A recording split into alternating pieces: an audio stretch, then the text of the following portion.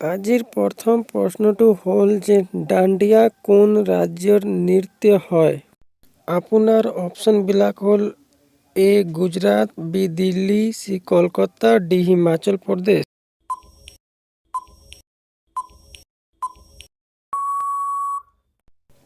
আপোনাৰ শুদ্ধ উত্তৰটো হ'ল অপশ্যন এ গুজৰাট।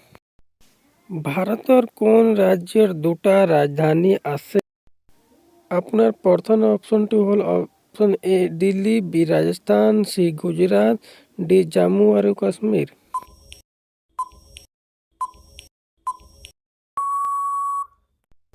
আপোনাৰ শুদ্ধ উত্তৰটো হ'ল অপশ্যন ডি জম্মু আৰু কাশ্মীৰ। ভাৰতৰ কোন ৰাজ্যত সৰ্বপ্ৰথম সূৰ্য উদয় হয়? Option A Assam, B Arunachal Pradesh, C Manipur, D Paschim বংগাল।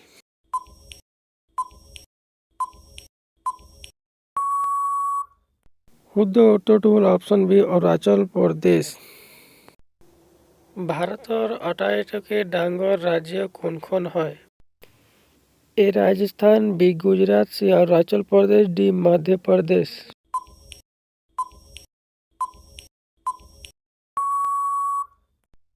এই প্ৰশ্নটো শুদ্ধ এনচাৰটো হ'ব option A Rajasthan.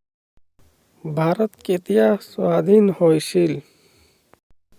A 1945, B 1946, C 1947, D 1948।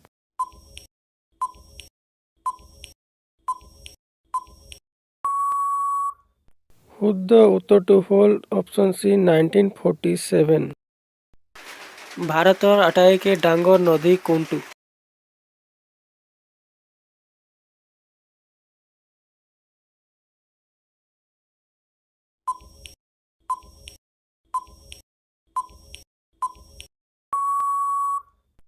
শুদ্ধ উত্তৰটো হ'ব অপশ্যন এ গংগা নদী।